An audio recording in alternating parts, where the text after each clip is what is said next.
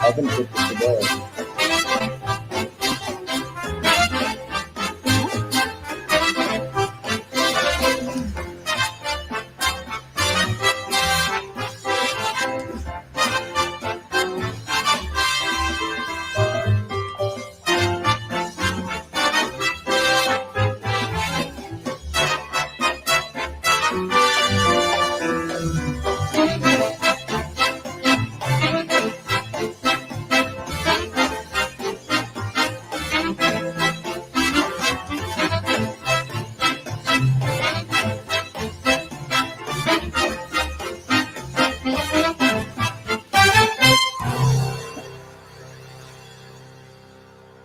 What's up, everyone? That was a beautiful video. Oh my God, look at the numbers are rising up. Thank you so much. Hello, hello. How are you doing? Good to see everyone. I can't really see you. That's a lie. But I wish I could see you. I'm excited to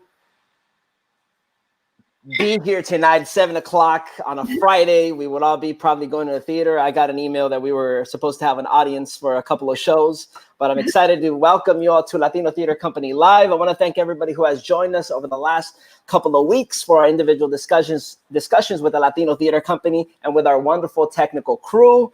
If you missed any of those, you can watch them here on Facebook or on YouTube.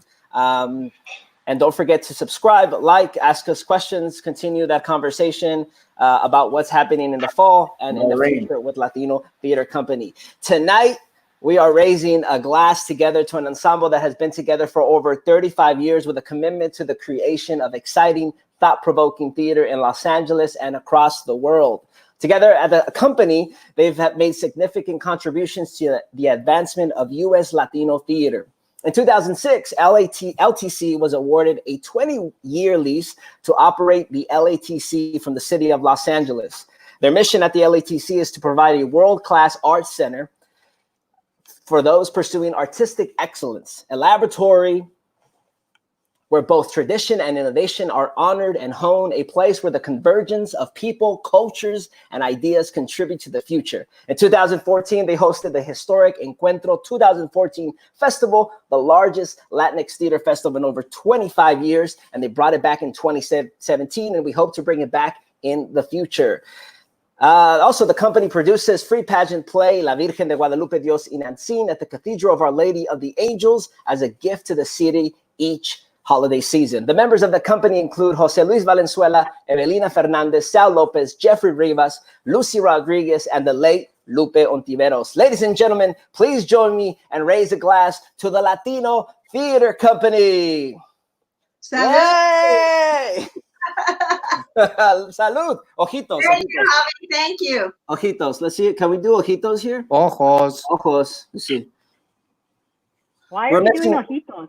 Yeah, we gotta look at each other like this. Salud. Hey, Evelina, you need to tell people why Jose Luis isn't sitting next to you. Okay, so Jose Luis isn't here because today was the first day that our dog groomer was open, and we jumped at the opportunity, but they're so backed up that they just said we could pick him up. So he'll be joining us shortly. Yeah, he'll be joining us and kicking it off with a shot, hopefully. Javi. Yeah. I have a tequila waiting for him right here. All right. I'd like to mention to those that are watching that I know this is a little self-promotion, but that anytime throughout the course of this conversation, anyone makes a donation, we will be saluting them with a little drink. So every time anyone makes a donation, we will be taking a shot. Un brindis. Yeah, un brindis. You can make a donation at the latc.org/donate or on our Facebook pages, the LATC or the Latino Theater Company Facebook pages, those two pages. I can sort of monitor those donations that they come in, and we'll do a little brindis here to celebrate that. What is everybody's drink of choice? It doesn't have to be alcoholic, but I'm drinking here this nice cold red wine. Nice. We'll go with Lucy. Pomegranate juice. Ooh, nice. It tastes like wine to me. Yeah. Lucy. Yeah, sure it is. I'm having Sapporo beer. I said yes. Sal said, sure, I mean, it's pomegranate juice. What are you drinking, Sal? I'm having a paloma. Ooh. A paloma. Nice. And I am having my Bruin beer. my Bruin beer. It's a Mexican beer. It's either Modelo, Tecate, Pacifico, Corona. As long as it's Mexican. No Corona. You know, it's interesting. We were in. Luis is having tequila when he gets here. Yay! You know, it's interesting. We were in Tijuana last week, and so in Tijuana, or in Mexico at least, the production of beer is not essential. So there's a shortage of beer. And I was talking to Jeff about it because there's a shortage of beer now, Mexican beer now in the States. So it's kind of crazy to find toilet paper, Tecate, Corona. I think there's a lot of Corona because people are afraid that Corona beer has something to do. That's why. Wasn't it when you guys were in Cincinnati? You wouldn't call it the coronavirus. You were calling it the Budweiser virus. Yeah. Yeah, there was a bar that they had like all the Corona, they had Corona stuff and they brought it down and they were giving Budweiser deals, and we're like, all right, we'll just call it Budweiser. So stop blaming it on the Mexicans. Actually, we were going to leave the questions to the end, but this has to do with the Jeff's challenge. This is by Juliana Stephanie Ojeda, who just celebrated her birthday. Yeah. Like any size of donation, Jeff? Any size. Oh, any size. $5. Yeah, let's do this. Come on, Juliana. I'm waiting. Juliana. So I'm excited to have you all here. We're waiting. Tragotan. Tragotan. There you go. I'm excited to have each and every one of you. We had I had a wonderful time having a conversation with you all through the last couple of weeks. I got to know each and every one of you special, and even as I've already have gotten to work with you, but it was really nice to hear the stories of how you started in your career and how you all became a company. I wanted to start because it was really interesting as we were in the discussions. It started, Evelina, I think you mentioned there was this, like, you were in this theater company in Santa Barbara, this like creepy guy following you around and wanted to ask you to go out to dance. He was a good dancer. And then when you came back down to LA, there he is, Jose Luis. Yay! Welcome. Salud. Speaking of creepy. I'm probably getting like really loud. I'm gonna. This is the bottle that you gave. Salud, compadre. Salud. This tequila, Javi. Salud. Javi, we can't hear you. Salud. Salud. Sorry about that. I did give you that. Yeah, you gave me this. Salud. Salud, Lucy. Salud. I love you guys. I know what we're gonna be like by the time this is over. Yeah, we're gonna be wasted. Tequila is so long. Yeah. So I was mentioning, so Jose Luis, you were snooping around. You were dancing on the dance floor after rehearsal, trying to take Evelina out on a date. And when we came down, I guess and when you started dating, Sal was kind of like, I don't know, Evelina, about this guy. And then Lucy, you went to audition for the company, and Evelina was giving you her chola like stare. I don't know. And then Jeff, you did a play, and Jose Luis hated your acting. How have you all survived these last 35 years? You know what? I guess we all started out not really liking each other that much, because what the story we didn't tell you is that when we met Jeff, we had just done Hijos, our first show that we did in LA, where we met Lucy. And we had like a cast party at our house, and Jeff came over and he said to Del Samora, he goes, I'm going to play your role. Exactly. And we said, who is this cocky little shit? And so we thought he was cocky. And then the next thing, I saw him at an audition, and I was expecting my daughter, and he goes, hey, I heard you're knocked up. And I'm like, oh my God, this guy. And she's never forgotten it. And it's been over 30 some years. It's But I bet you never said that to any other pregnant woman. Not after that. First impressions, Jeff. First Yes. impressions. Yeah. Jeff, so how did you find out that Jose Luis hated your performance? He told me. I said, so did you like the show? And he, no, it's a terrible show. It's just too superficial. Too. Like I said, it was. I never ever ask anybody after a performance, oh, did you enjoy the show? I just always go, thank you for coming. Right. I may not want to know if they like the show right then and there. No, because what if they say they don't? Or sometimes you say, I mean, you never say, do you like, well, Jeff does. But Yeah, Jeff does. Oh, come on. You do. You go right up to people. So, did you like the show? Or more importantly, did you like me in it? we never say, did you like the show? I mean, Lucy and I never say, did you enjoy the show? And then when people, like, you know if you had a good show or not, right? Yeah. And the truth is, right? If it's good to you, if you feel good. And so my worst nightmare is when I know I didn't have a good show and people say, oh, you had such a great show. And I'm like, ugh, that's a thing that I don't like. I always find that like as you mentioned, you said you know when you have a good show, and there's times when like you have a bad show, and then, oh my God, that was the best performance. You're like, I know. like, what is it? And I was That's like, maybe it's like when we're not as comfortable, and we're finding that they see that, right? They're like, wow, that's, it's when we're trying to, we're thinking so much. I know it's like several people like Elia, she loves, when she saw La Olla, she loved the preview. That was I think we stopped most of the performance as opposed to the other productions.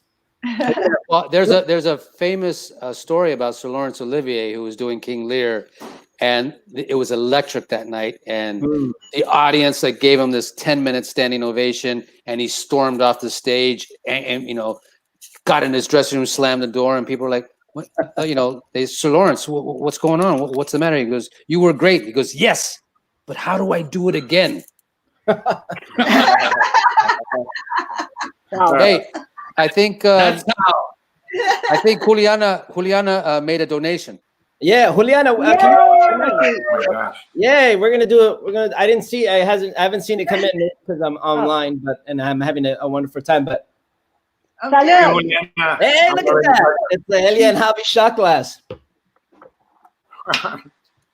We're selling. Yay, I finally got one. Every donation, buy one of these, and I'll donate to the LATC. I made this design. I have so many. Man, Javi, you designed that whole wedding. It was beautiful. I did. It was crazy. Let's not get started there. And you sang the whole wedding. Yeah, and it was a musical. So, Luis, I don't know if you heard, but so for every donation that we get, we're just gonna. I think Jeff said a shot, or some people said shot, but we're gonna just drink up and see how we get. I'm gonna make it through this interview. I'm telling you right now. Juliana, salud. Thank you so much. Can you let us know where you made that donation? Because I don't see it in our system yet, but we'll figure it out. Hey, Javi, I wanted to say something about after a show and how you feel. Yeah. And I think the best thing that Jose Luis, well, one of the many pearls of wisdom that he's passed on is like, it doesn't matter how you feel. It matters how the audience feels. Right. Who cares about how you feel? So I was like, oh, okay, good. So, yeah. What's one of the things? I mean, I know each one of you, what's it called? Tuned in and listened to each in the interview. What's one of the things that like you're like you want to like correct from that story? Like, wait a minute, that didn't happen like that. Did you really give her the chola stare? Chola stare. You know what? I was aware that I did not like her. I don't know what she thought about me. I just like. Well, we cast you. We cast you. That means we like you. So after you did your audition, because it was just Jose Luis and I doing the auditions for that show. After you did the audition, we looked at each other and we're like, she's good. She's good. Let's cast her. Let's cast her. Well, I remember that the part was for a little boy, right? I was going to play the youngest kid in the family. And so you just said, oh, it's a girl now. We just got another donation by Sara Guerrero. Down salud. Thank you so much. We might be like 8 o'clock. Like, hey. I haven't had tequila in a week. No, in not. I haven't even been drinking. It's terrible. So, we're talking about each conversation. We mentioned Sal's and Jeff and Evelina. What's one of the things that you miss right now about not performing as a company? I mean, we've sort of been seeing each other at staff meetings. I mean, and you guys connect. I think one of the things that I find really cool is like hearing sometimes like compadre and like how it's beyond more of an ensemble. It's like it's become family. What's one of the things you miss right now about, not being able to like be together and perform? I think the workshop, I definitely, for me, that is the creative process. I really, I miss that. I do. We've done it with almost every production that we've ever put on. And just the whole thing about starting, you started from ground zero, basically. What are we going to do, And we do a read-through or whatever, and then we get up on our feet and we start. First, we talk about it a lot. We talk a lot. And then, eventually we get on our feet and then we start, either movement or improvisation. And that process is very, very creative and it's great. And then to see that develop, into something from nothing. And then, every one of us will chime in and say, let's do this, or a sound here, or a look there, or whatever. And that's really magical. Evelina, that's beautiful. Evelina, how does that start, that process, from like the idea of a play going down into like, I know that you mentioned some parts, like as you guys all started collaborating over the years, you started noticing like, oh, he can do this, she can do that, they can do this, they can do that, and hearing their voice. But how did that come from? What's the beginning process going into like the first rehearsal with the company? Well, the first thing you all should know is that I, as a playwright, write for the company, right? So I have written a few plays that are not specifically for the company, but so every time I write something, I know that this role is for Lucy, this role is for Sal, this role is for Jeff, and I know what your strengths and weaknesses are. And, I'm just like really fortunate as a playwright to have that. And it all starts with, sometimes it starts with an idea. We should write a play about this, right? Sometimes I come in with a draft of a script, and then we go into workshop and start, and I agree with Sal, that is that's the most gratification, right? Just us getting up on our feet and creating and having ideas, and why don't we do this and why don't we do that? Or, in the process, even up until we're in rehearsal, Sal or Lucy or Jeff will say, what if my character says this? Or wouldn't it be better if he said it like this or that? Yeah. So all of that is helpful, and I'm really lucky as a playwright to have that kind of support. And then, collaborating with not just the actors, but with Jose Luis also, Yeah. I think I want to add something here. Correct me if I'm wrong, but except for dementia and premeditation, there was usually in the other productions a historical backdrop that the play, this historical thing was happening in the background, and it was our reaction to it, or even our unreaction to it, whatever. But like, I definitely remember that in Solitude. Of course, La Víctima is very political. The whole trilogy thing is all about what was going on in the United States and our history in the United States during that time. Yeah. So there is a thread there of taking the political environment into account. Yeah. And then the thing with dementia, it was a very personal story.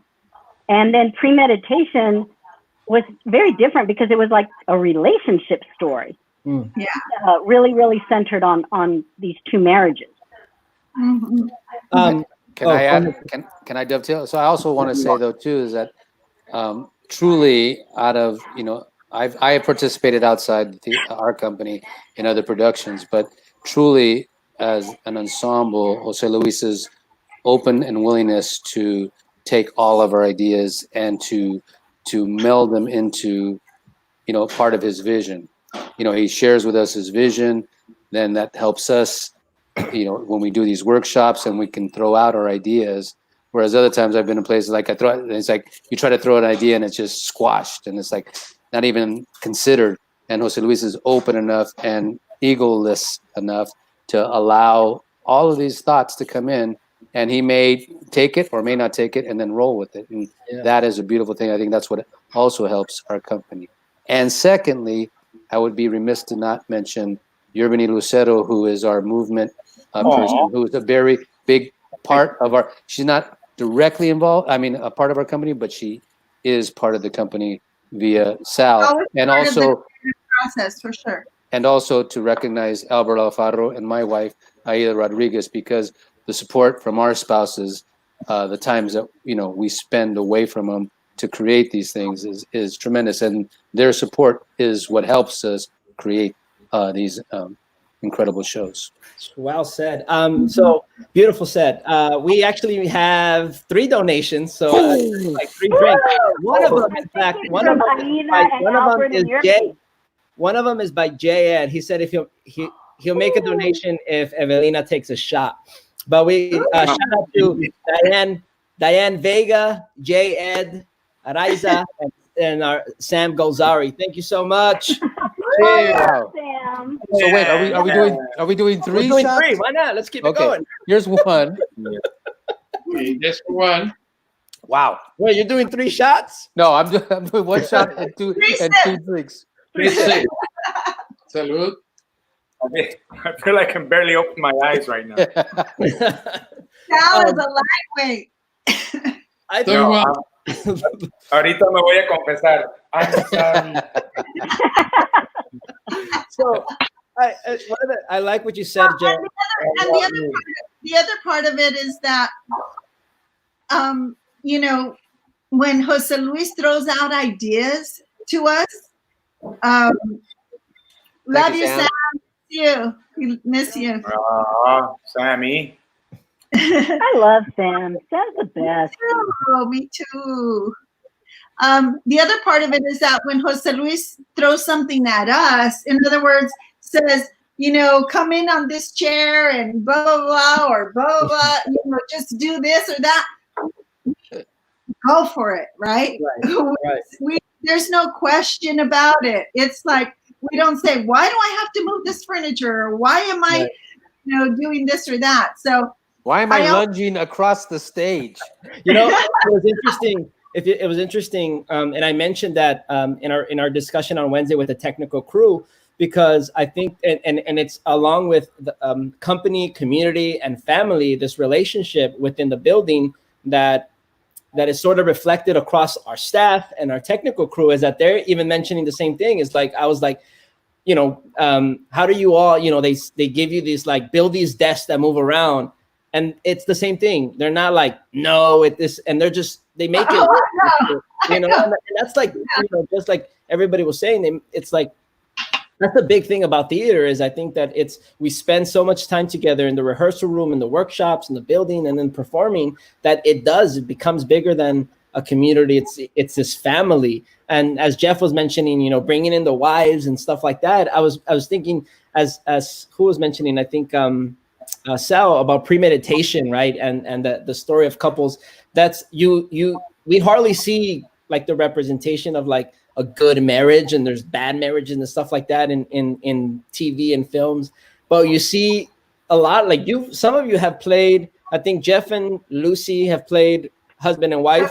many times. Lucy is my Ad stage wife. nauseum. Stage wife. You had a story about that? What was that? Well, so I said Lucy ad and I, nauseam. Played Lucy that, and I yes. live close to each other on the west side, and I would help when she was pregnant. I would help her out with doing some chores around the house, because her husband, is this Because guy. he was my stage husband. So. Because I was a stage husband. How to do it? And people would see us together all the time. They would think we were husband and wife. And then one time she went with Albert to this place, this recycling place we went to, and they said, "¿Y esposo? ¿Dónde está tu esposo?" Yeah. No, this is why, She was having an affair with Yeah. somebody. She was cheating She was cheating on with you. Albert. Oh, he's on stage. Sal, you've played husband also. I mean, you played the bad husband, and Jeff played. Well, Evelina and I, have we played husband and wife, Evelina? No, we've No. never. No. But in premeditation, Lucy and I have. No, we haven't. Have we? no. Yes, No. the trilogy, yes. And Yeah, and the In the trilogy. trilogy and pre-med. I'm pre-med. Yeah, Exactly. that was the one that went across generations. Yeah, they're having their husband and wife there. Yeah. so 100 years of family. So one of the things I wanted to ask, so you've all had great careers. A lot of us look up to you as mentors, but as artists, what contributions do you feel you still have to make to the world? Still. Ooh. Let's go around. Whoever wants to start that one. Shall we go in order, Lucy? Okay. What was the question? I faded out. I said, yeah, go ahead, Lucy. Well, when premeditation was going on, there was a time in my life when both my daughters, I thought, were like well into their way into adulthood, and I was really looking forward to, okay, I'm not driving anyone to school, I'm not whatever. And then things didn't work out that way. And I had to just really, just take it all with a grain of salt. And I'm reminded about, well, why is this happening to me? Why can't I, work out my plan or what I thought? And then I just remembered, instead of asking, why is this happening to me? Why is this happening for me? And I feel that in these last few years, since my health has deteriorated, I've learned so much. And I feel like I had to learn that. And now I'm really anxious. I would love to get back on stage because I have like this whole other perspective about life and about myself and about the art. Yeah. So I don't know what's to come, but it's going to be good. Somebody wants to add to that? I think, because, we've been together for 35 years and now, sometimes we sit down in a meeting and I don't think we talk about it very much, but I think we kind of know the future the future's become short, right? In terms of like, how many more years are we going to work together as a company? I mean, I know we're going to be family and friends forever, right? But in terms of like, how much longer are we going to be an ensemble? Just us, right? Yeah. Because that's the beauty of this group of people that has been together for 35 years creating theater.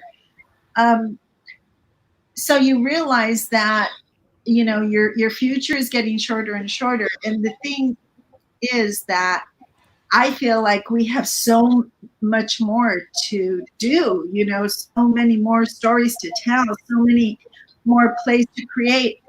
And I forget, you know, I forget that we're older now, you know, you forget that you're older.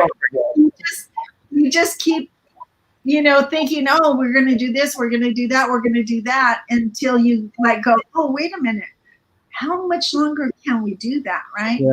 So I just know that we have a lot of stories to tell, you know, a lot of stories to tell. So those headshots Yeah. are hilarious. This is the black and whites here. Jose Luis, hold on. Jose Luis is drinking. We have more donations. Yay.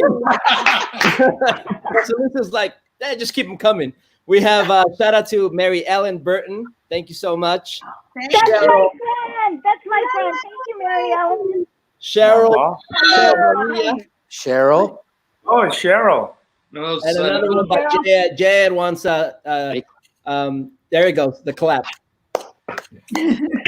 You. Hey, just a shout out to my Steve. friend Mary Ellen. Al. For, A. Yeah. UCLA. Fight, fight, Okay. fight. Go ahead, Lucy. Shout out to my friend Mary Ellen. She works for, used to work for Homeboys, and then is very busy there with Homegirls now and everything. And she has come to so many LATC productions. And she and her husband always are so complimentary and always feel so very much at home there. And just are very moved by the productions. She's a great supporter. Thank you. Thank you, Mary Ellen. Thank you, Mary Ellen. Yeah, She's a saint. Jad, I'm not sure if you watched the interview with Jeff, but he was so close to joining USC. I was Sal hasn't answered the question though. Oh, either. Sal, you Nora. want to answer that? Oh, geez. You know,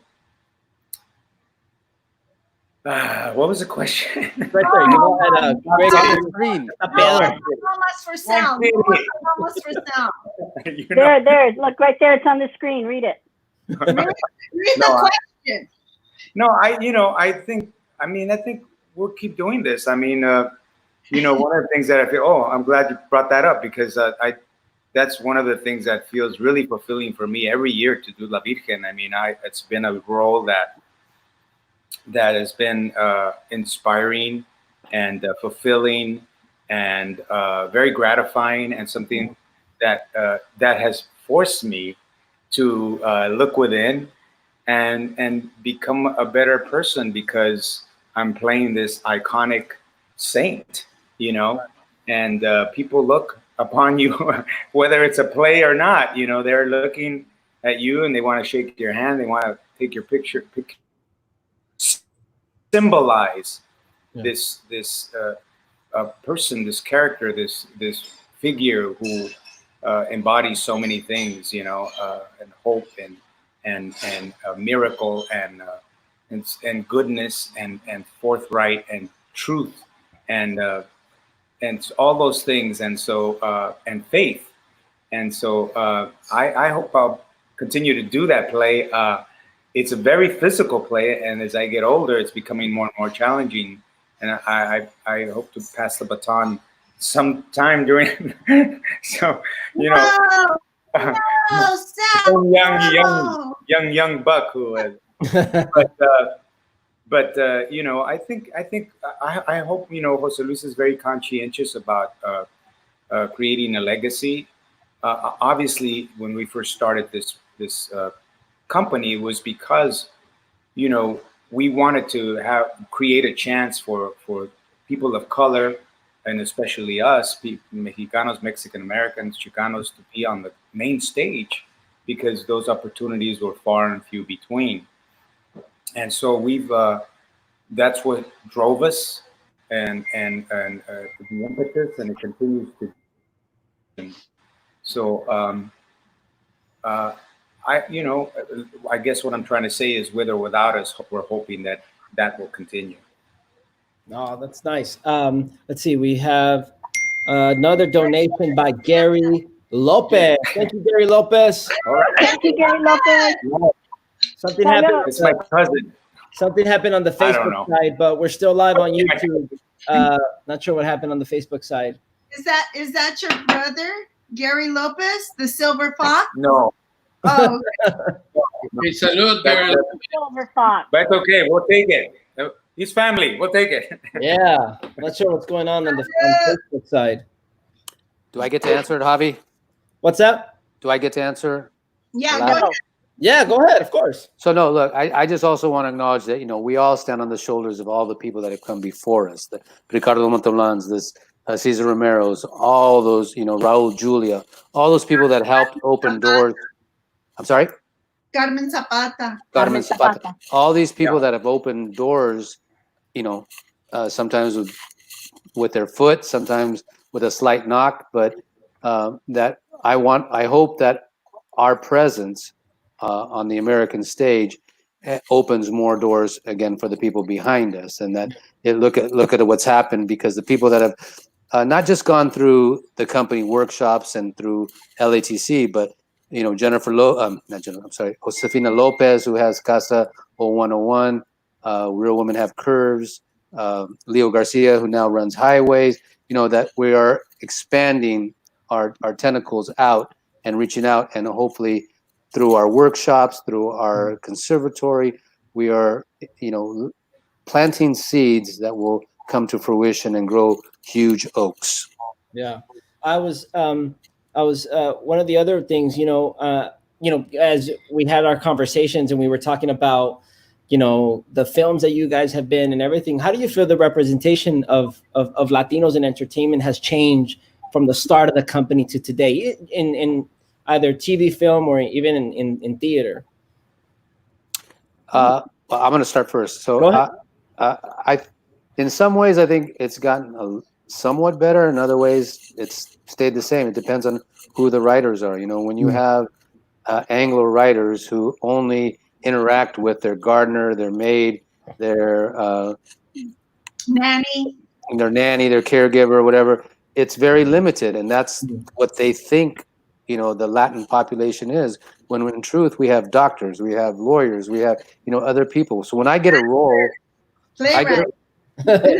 when I get a role, sometimes that is, when they want an accent or whatnot, I ask, well, what integrity can I bring to this character that shows them full body, that shows them that they're, I try to bring as much as I can, even if it's somewhat of a negative stereotype, or it's still the heart of that character. If he kills somebody, there's got to be a reason why, and whether it's justified or not. But I always try to bring a little bit more integrity to the characters that I portray. I just want to say, Jose Luis, we haven't heard from Jose Luis. Oh, I'm trying to talk about so many things. Because one, meaning the question was, the first question that he said, what is the things that we think we need to, that we need to do, that we still need to do. One of the important parts really is that we have not written down the methodology that we use to create. I think it's really, really important for younger people to be able to know that it's a way to create your own stories and your own company and your own group. I think that's meaning we train a lot. People don't understand that for years we would meet twice a week just to do acting exercises. yes. For years. And it's interesting. 35 years for the first time, as some of you know, because we we have decided to open up the company this year for the first time and have a workshop and have interviews, in September, if you guys remember that. Yeah. And that's going to be major for this company because we had never accepted anybody else to be a member of the company for 35 years. That's a very long time. That's really important too. I'm not aware right now of any other ensemble who's been together for 35 years with the same members. You have to Right. understand, a lot of people call themselves ensembles, Right. but they're people who just got it for that production.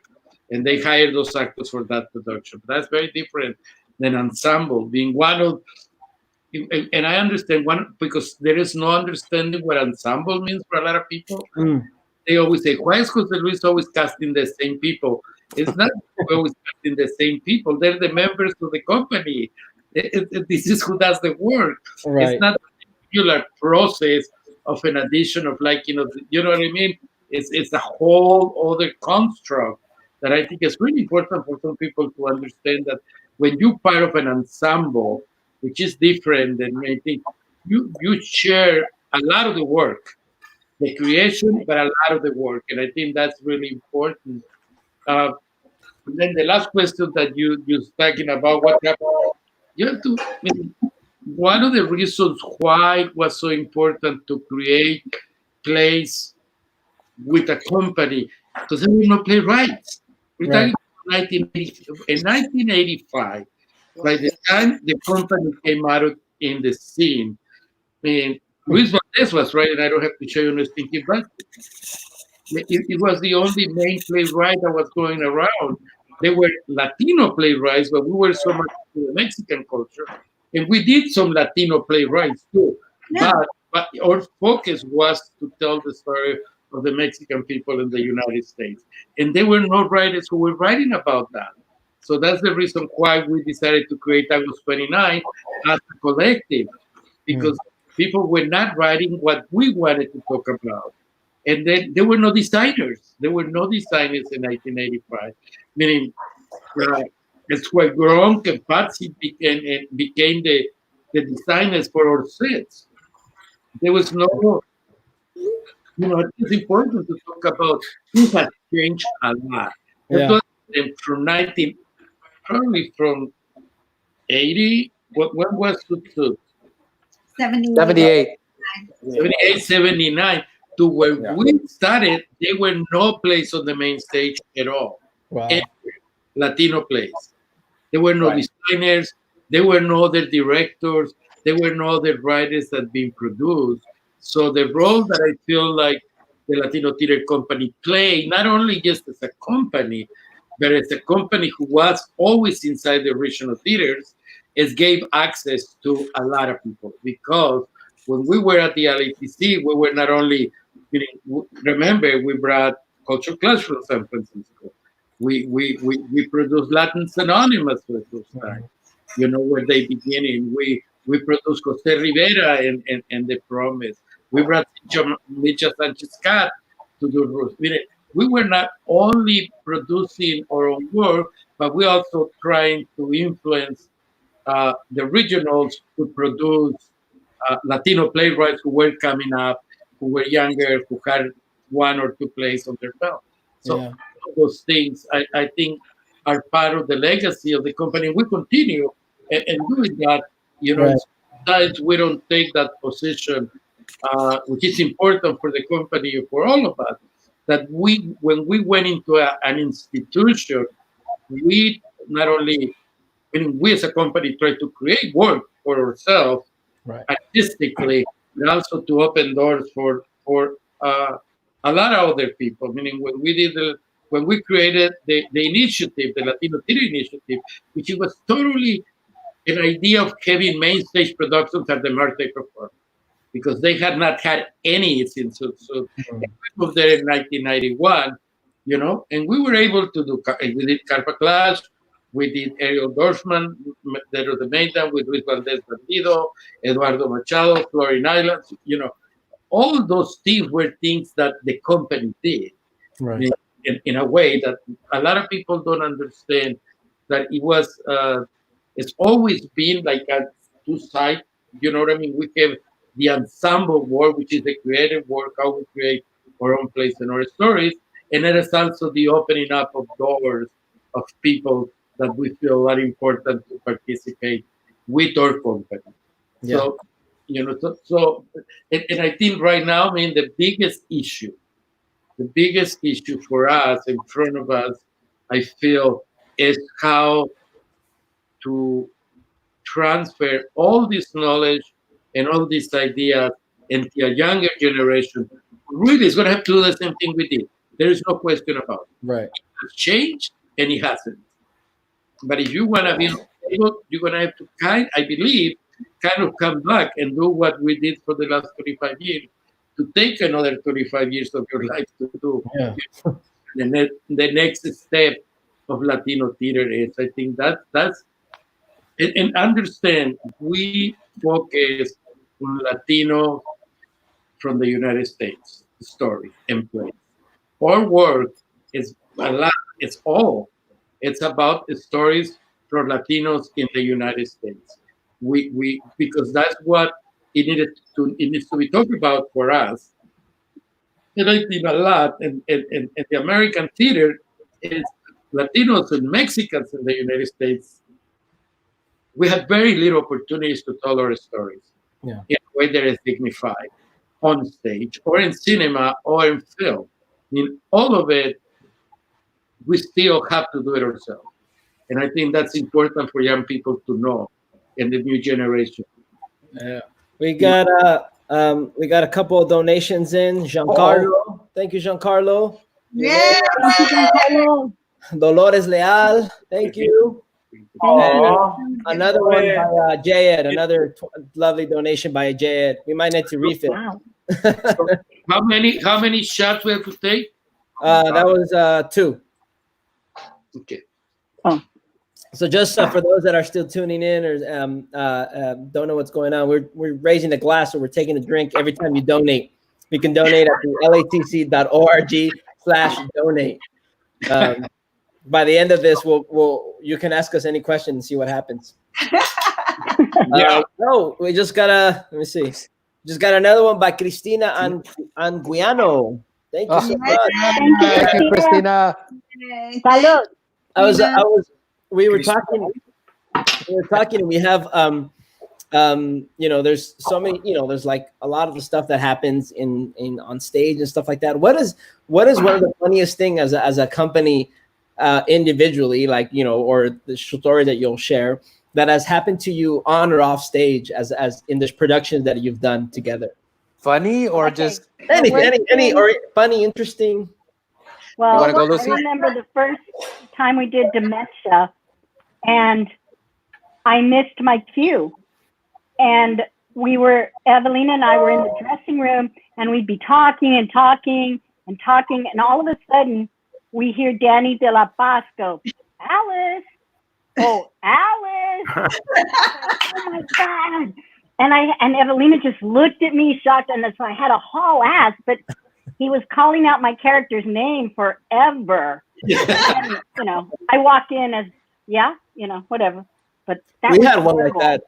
We had one like that in the trilogy with Jeff. Yes, we did. But mine goes back to Dementia also, where the ending, which was very controversial, Sal was having a little dilemma with, and so I had to get naked.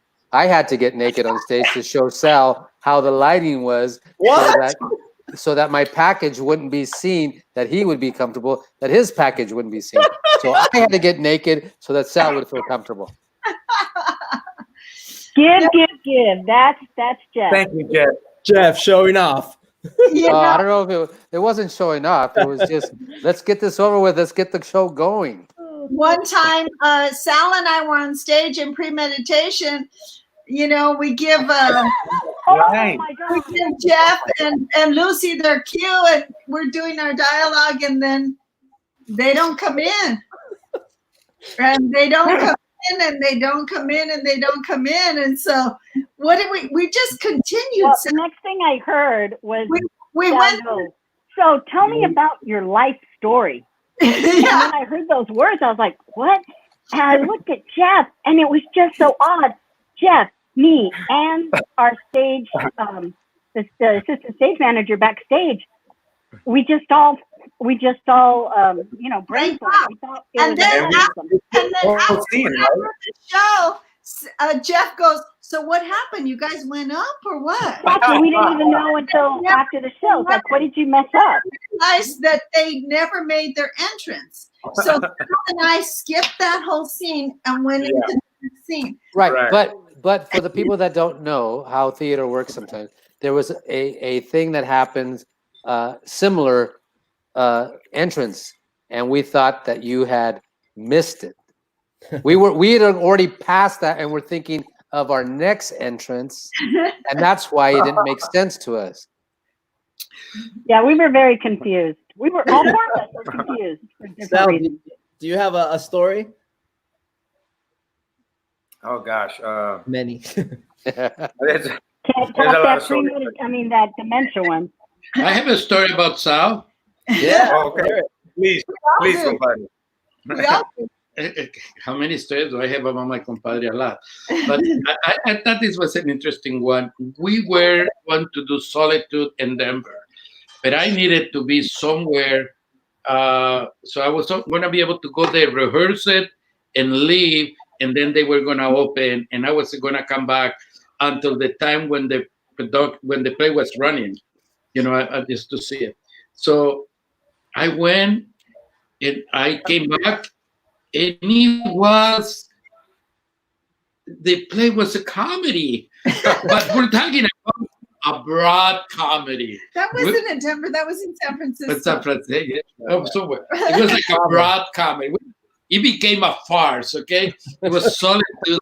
And everybody was going, and people would laugh. People were laughing. And everybody. We thought we were great. And they were trying to. And everybody was hamming it up. Everybody was hamming it up, but like big time. And then I at the end of the play, I'm like, what happened to this play? So I have been talking with we had a drinks at the hotel. Hi, Karen. Hi, Karen. We had a scene. We had drinks at the hotel. And I say, well, that's not the show that we're doing. Okay? You guys are just like trying to. I don't know. So the next. He let us have it, right? He said, don't go for the laughs. It's got, you got to stay grounded and don't play for the laughs. So the next day, they start the show and no laughs. Yeah? Nobody was laughing. And then during the intermission, I go up there and I go, are you happy? Are you happy? Is that what you want? No. I said, are you happy now? So anyway, I say I am. So, it was a great show. It was a great show that night. It was much better than the night before. But, actors think if people laugh, I'm doing a great job. Right. Somebody they don't know they're laughing at me and not with them. Right. Hey. That was a good lesson. Great story. My compadre and I have really good stories.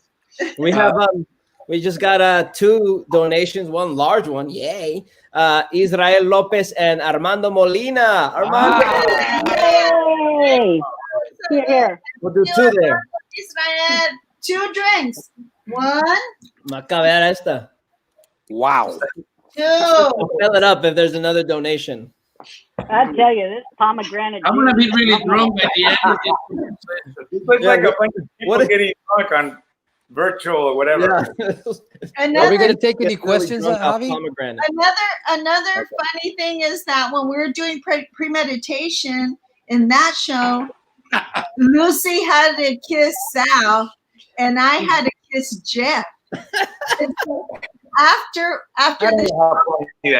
the show, we would go into the dressing room and go because Wow. it's kissing your brother. Oh, okay. All right. Oh, Sal, Cheers. Sal, I want to kiss you, Sal, so I can go. Hey, you guys never kissed? You guys kiss kiss. well. Sal, We didn't. Been there, done that. I think Sal's kissed everybody in the company on stage. Oh, yes, Christina, the audience does have to drink with us for each donation. That's Please, why I'm drinking now. join us. Okay, here we go, Christina. Join us. I was gonna say, Evelina, you mentioned you said that one of the reasons you started writing was because Sal dared you to for a competition. Yes. What else have you guys dared each other to do, or is there anything else you like to dare each other now? I already Well- got naked, so. Not live. Oh, okay. No, so Sal has kind of nudged me several times, right? The first one was the Plaza de la Raza. We both wrote a play for the one act competition. I wrote How Else Am I Supposed to Know I'm Still Alive? And he wrote a good play too, but mine won. And then I was the judge. no, you Who was weren't. the judge? Jose Luis? No.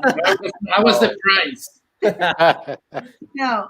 And then the other thing he did is I had written this movie, Luminarias, and then it didn't get produced when I pitched it around. And then he's the one that said, let's make it into a play. And so because Sal and I'll produce it, right. Because you were doing Blade of the Heat. And Right. then so I adapted it into a play, and Sal produced it. And then after that, we readapted it again to a screenplay, and then we made the movie Luminarias. Wow. And Sal, what play? You said the play that you wrote was a story about your mom. Oh, Yeah, that's she- Right? She was boycotting this store because she bought some chanclas and they fell apart, and she stood in front of the store until my dad called her and said, ya tengo hambre, come home, Anyway, it was the one act, and I think actually Leo did it with some students at Plaza de la Raza. Oh, Oh. yeah. uh-huh. We got to do a reading of it. So, if you have a question for the company, please ask us a question. We're taking a drink for everybody that donated. We just got another good one by my vecino, who's still out in Cincinnati. Oh wow! Thank you. Thank you so much. Thank you. Thank you, Juan vecino Luis. Juan Luis. Thank you. So if you have, I think there's some questions here that let me see. There was that one. Yeah, we did that one. How do we go into the donation?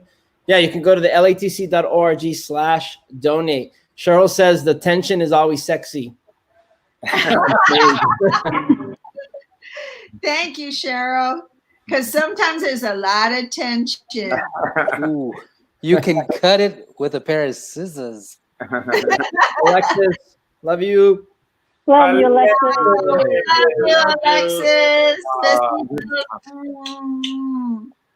Thank you. Thank you, Juan Luis. Yay, Hey, Juan Luis. Luis. Oh, Morning. This is- Love you. Hey. I love- Hey, Silver Fox. I Oh, told my brother. That's what made the donation. you, Barry. I told you it was Silver You Fox. don't have to donate. I'll drink. Yeah. Save your money. Thank you, Juan Luis. Thank you, Juan Luis. Bravo, Yeah. Latino Theater Company. Thank you, Cheryl, mija. Thank you so much. Los- Salud. Oh, yay. What did Tommy, can I just say something real quick? Yeah, of course. What? You asked us about our mentors and who we admire, and I kind of want to look to our future generation and who I personally admire. And shout out to Chantal Rodriguez, shout out to Armando Huete, shout out to our own Angela Scott and Nate. I mean, they are the future. They have a lot of experience. They are very committed. I'm so glad that we're associated with all of them. They are at home in the academic world, and they absolutely know the nitty-gritty of theater operations and the value of everyone's contribution. And so I think the future is good. The future is good. Also, something that, Javi, that hasn't been mentioned, not just those people, but so many people have gone through our administration. People in the administration side aren't seen. Those aren't the people on stage. Those aren't the people that get a lot of the credit. But Jose Luis and the company have mentored so many of our interns. Who's the writer on Gentrified? Gentified. Gentrified.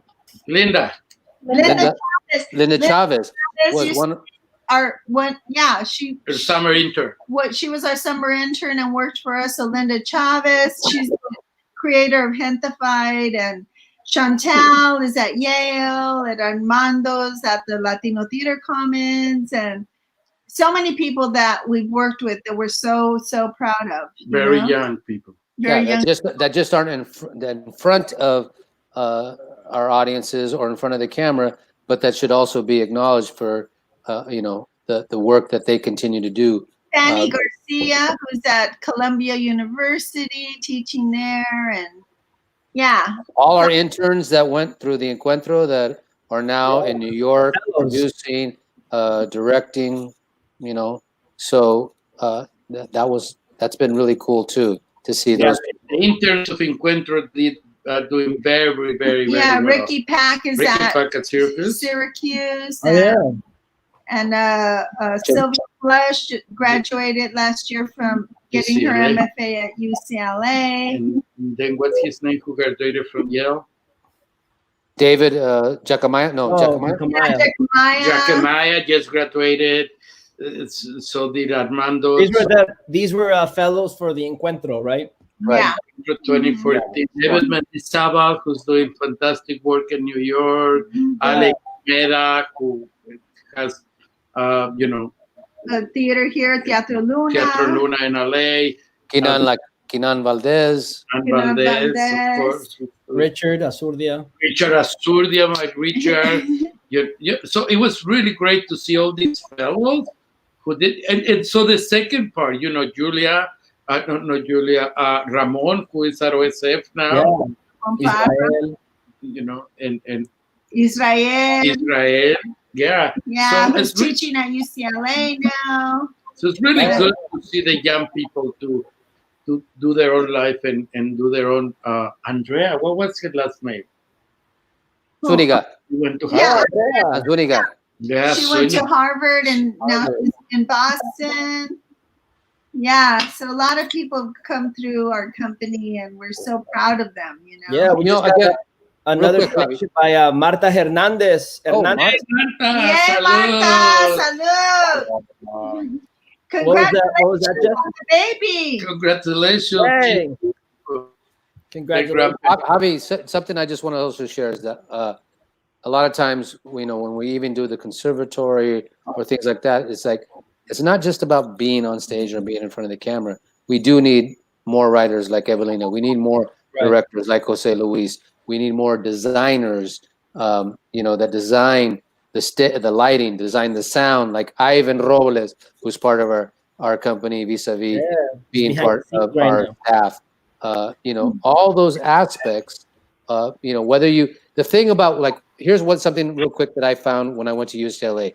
Most of the undergraduate students go there to be actors, but because you're an undergraduate, you have to take costuming, light designing, set designing, playwriting. All of a sudden you find that maybe acting may not be the one thing you wanted to do, but some other thing just clicks, like the lighting or the costuming or the playwriting, and bam, you're finding yourself on another track. And that's just as important as in being in front of the camera. So we encourage everybody to, find their voice within the entire productions, not just being on stage. That was something there's so many kids from the conservatory that have they come to the conservatory and then they work at the theater as ushers or box office. And like Maricela, for example, Yeah, right? she was on tour. Started stage managing. She stage managed a small show in our theater, and then she went on tour with Kate del Castillo Yeah, as the stage manager, and it's like, that was yeah. that So was that. Go ahead. no, that was something really cool that during our discussion with the technical staff is that majority of them came in. Oh, well, all of them had came in through like an internship program, like Paul or Play at Work or Summer Youth Conservatory. And it's like we've talked about it. You've all performed in many different theaters, but it's our theater has people of color on stage and behind the scenes, and that's you hardly ever see that.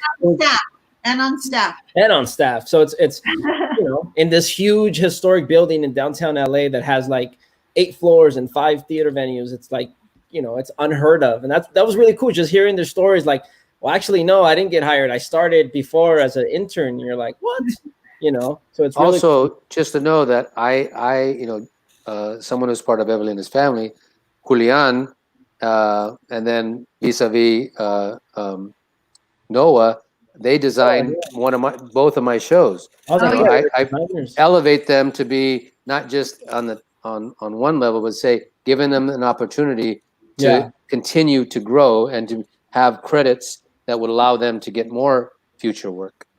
And so probably that's what is going to happen more in the next 5 years. I hope, that we can bring out the younger people and give them the opportunity. So because that way they can take on a lot of the things that we do in the theater as a company, and they will be able to fulfill some of those needs to continue. Because that's important to know that by design, I think most people of colors who are like our company, who started with a bunch of people and a founder, when the founder dies, it's over. The entire thing disappears. And I don't think that should be the case in our company, just because I think the company and the legacy and the work that it needs to be done is much more important than any of us together. You know what I mean? Right. The importance of having a presence. Many people don't know this. It's amazing to me because we're so small as a company, meaning we have a very small staff, our budget is very limited, but at the same time, we are the largest budget of any Latino theater company in the country. The Latino Theater Company. Wow. We are the largest budget in any Latino theater company in the country. And I think we're one of the first, and we were one of the first companies that are fully unionized. That's we are part of equity. We've never done anything less than an equity contract, which means we're all union. I think that's really important. I mean, there's a couple of things that I think are important for people who are watching that. They know that we're a union company, that we've been an equity company from the beginning since 1985. We've never done non-equity because we believe that actors should be paid and get benefits. And also the other important thing is that we're going to open up the company. And before, this Corona Cabrona, we... Huh? What is So we're planning on having a workshop in September, and at that workshop we are going to take people through our creative process, try to create something together with new people, and then from that process select some people to become members of the Latino Theater Company. So I think that's a really, really important step that we're taking, to continue the work, which is the most important thing to us. I think that we all know that what's important to us is the work, right? This is where we have the power to we have the creative power. Maybe we don't have it when we work in film and television, even though we have made some movies. But this is, we want to continue the legacy. I think, Sure. and one of the things that's you don't see. I mean, you probably that's how you started, is that someone was doing the lights, someone was doing the costumes, and that continues. All Lucy and Jeff, and I mean, all of you have produced La Virgen and all the productions. You sort of serve as associate producers. You all are associate artistic directors for the company. You fundraise for the company. You're in the staff meetings. Jeff has all the keys to the building, for every building, for every room. I think he has a piece of my house too. For what? I mean, it's like he probably has a keys to my house too. I asked Jeff this during that our interview, and he said he really likes the tunnel. Is that right? The tunnel is really cool. What's everybody's what's your favorite space in our in the building, the LETC? Sal. Probably center stage. Wherever the light is. Tell me about it. Wherever the light spotlight is. Where the best lighting is. No, of course that's an obvious answer, but I think one of my favorite areas is just being in my compadre's office and brainstorming and being in one of our meetings, one of our really special, I think. Lucy? Oh, you're muted. Hold on. I can't hear you. There you are. You were muted for some reason. Say it again, Lucy. Your mic got disconnected. What happened? Her mic got disconnected. Oh, probably the battery died of her earpods. We'll connect. What's your... The Office. The Office. Yeah. The Office. Maybe we should drink the pomegranate.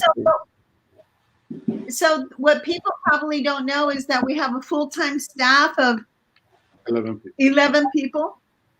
Very tiny. Very tiny staff. Thanks for the love. Jeff has the key to Very heart. But does he have the key to your condo?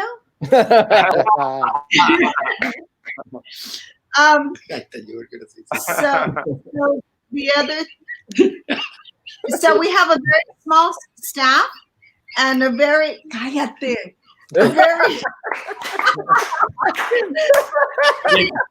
Jose Luis had too much tequila. So we More donations. More donations. More donations. I'm sorry, I got distracted, you guys. No. So we have a very small and a very diverse staff, right? And a lot of women. A lot of women on our staff. In my office, in the administrative office, Jose Luis and Nate are the only men. and Javi. And Javi. I come in. Also, before we end, a big shout out to one of our board members who has been so crucial to our advancement, Diane Medina. Oh my God! Yeah. Wait, shout out to Diane Medina. Right, we'll have a drink for Diane. She probably has a nice margarita. Diane, let's go. Salute. She has a margarita there somewhere. Or wine. And to our entire board also. But it just, Diane Medina has been so, from the beginning of the company as a nonprofit, has been our champion. Not only our champion, but like just our mast and sail for our ship sailing and continue to sail. So I can't thank her enough. Salud. Yes, Yeah. How many beers did you had, Jeff? When this is all over, margaritas at my house, Diane. How many beers did you have, Jeff? Since when? Since April. Oh, since April? I'm almost finishing the bottle. Man. What was as we sort of we sort of wrap this up. And if you have any questions, you can type it in. We're raising our glass and taking a drink for every donation we've got. We've got probably over $600 already. That's not bad. Oh, wow. Awesome. Over 600.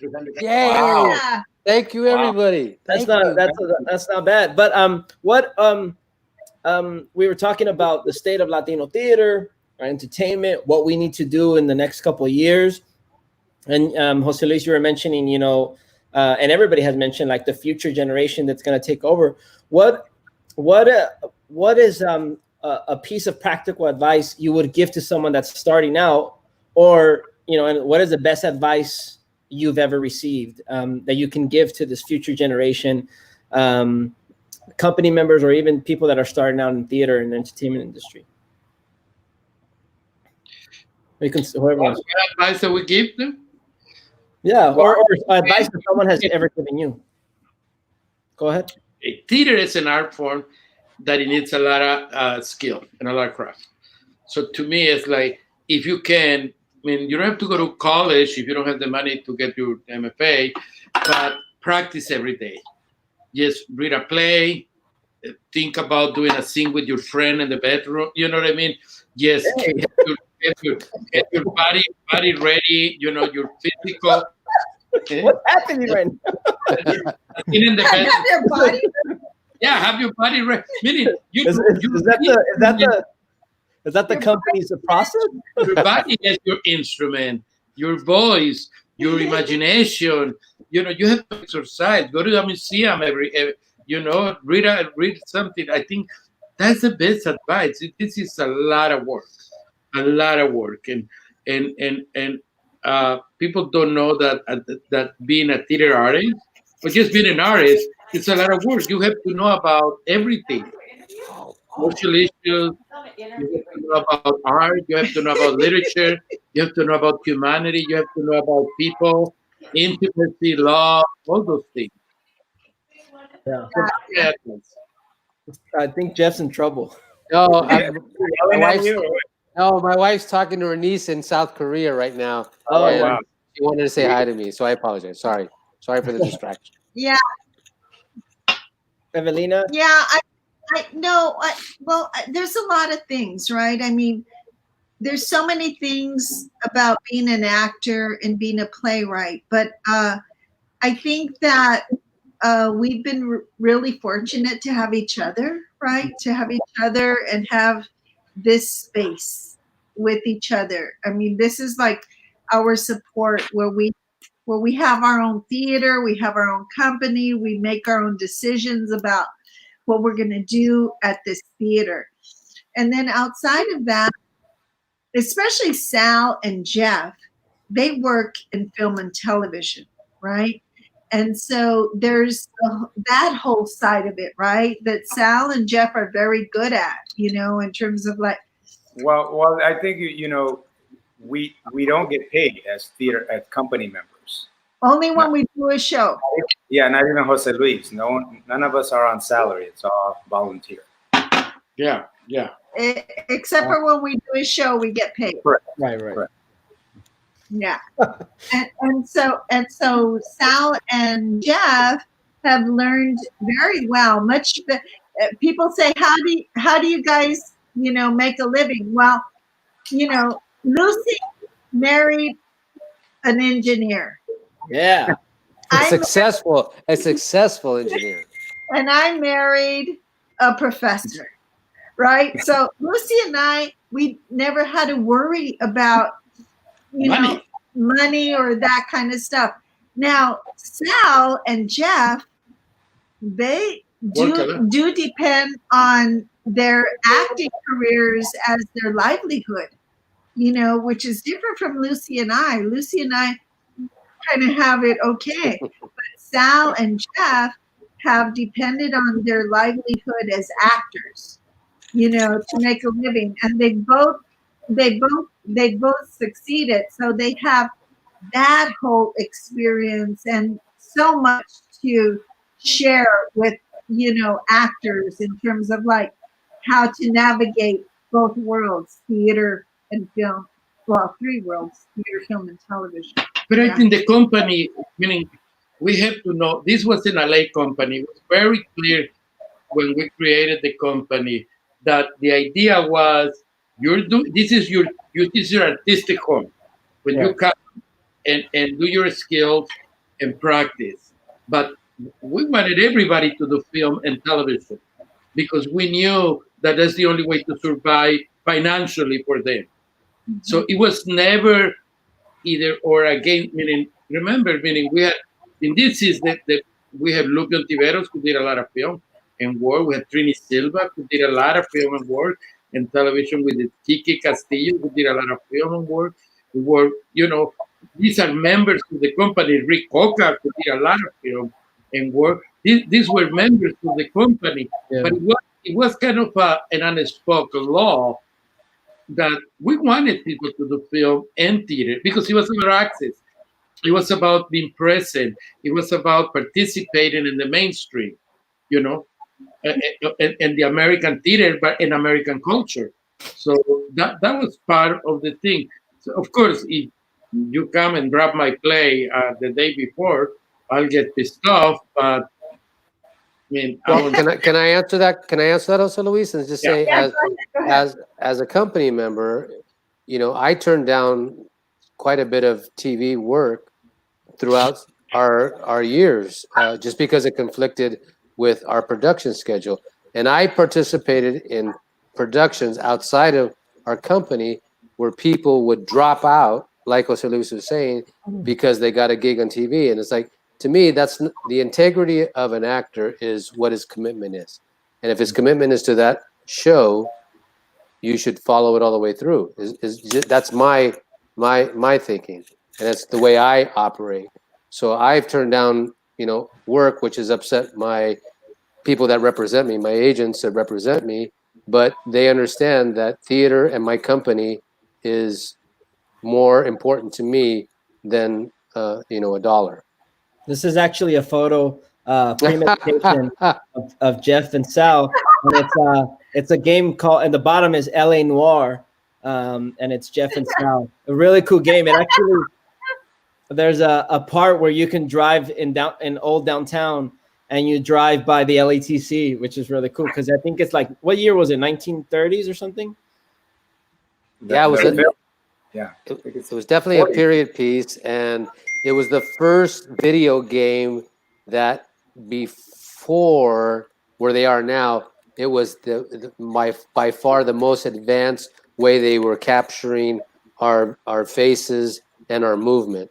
They had these dots, and we had to be in these full body suits and dots on our face, and we were in this. You sat in a chair in a white room with like 50 cameras around you, and you had to make facial. It was like really, really cool. Yeah. So both you and Sal were in it? Yeah. No, we can't hear you, Lucy. I hear you, Lucy. It's coincidental. Look at the bottom of your screen. Are you muted? Oh, it says the mic is not connected.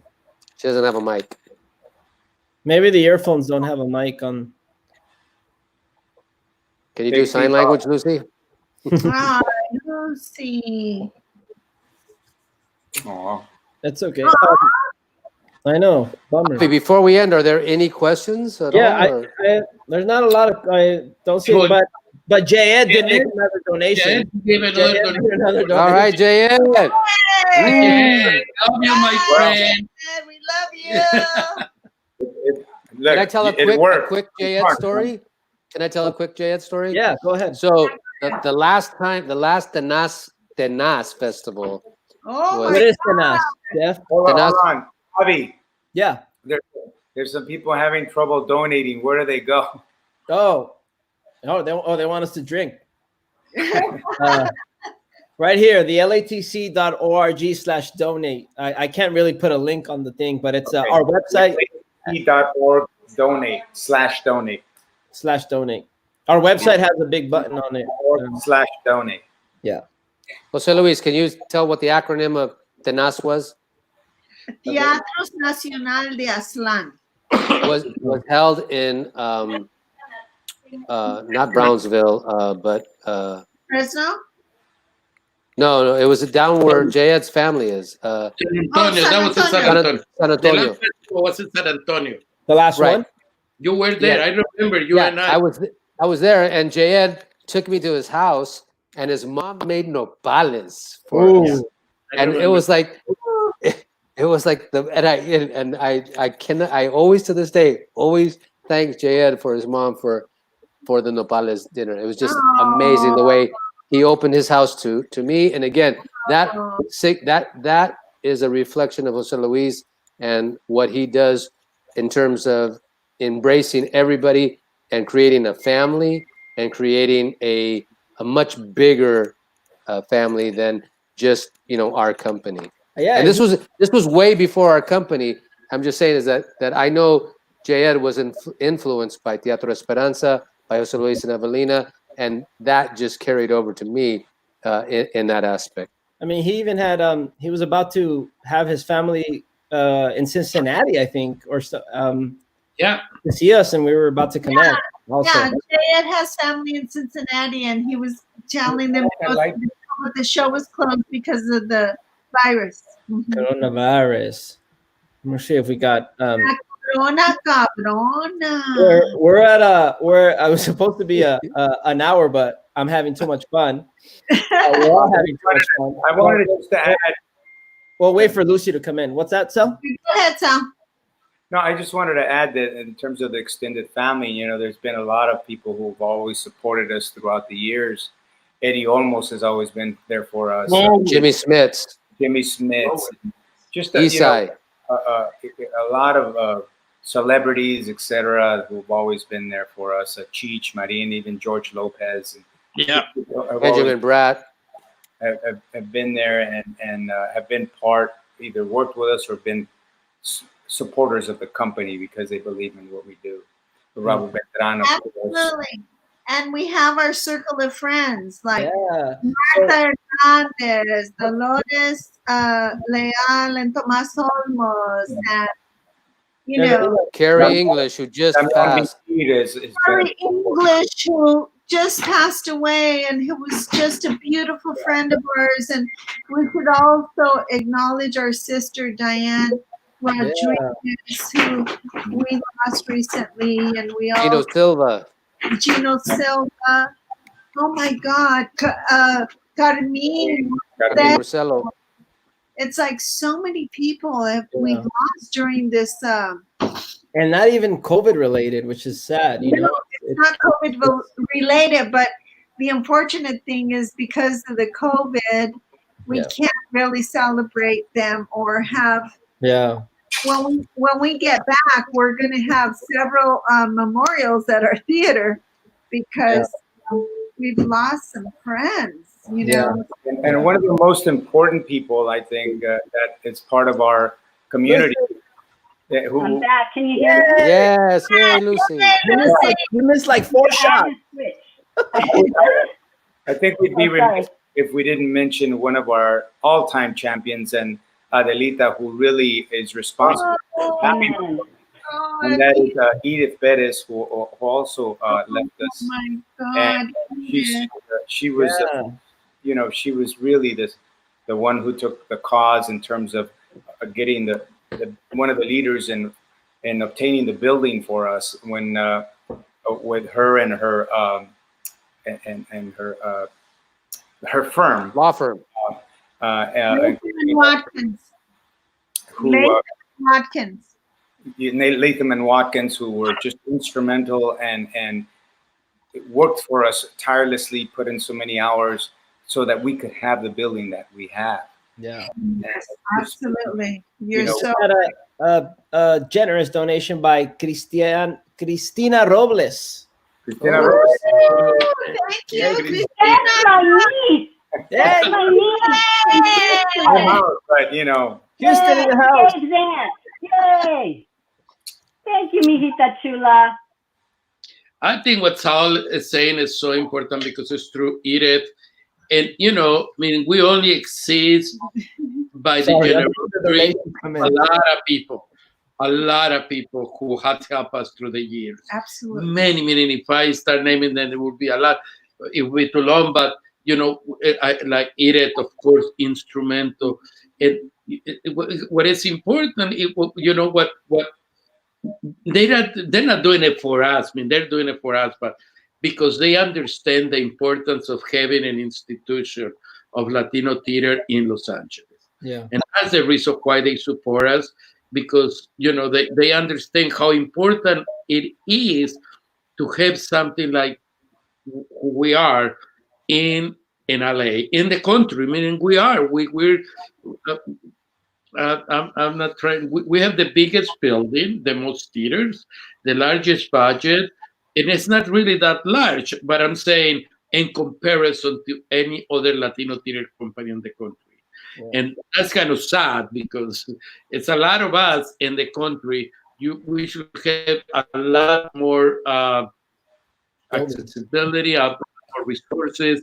We should be able to have a lot more plays done, all of that. But I did eat it.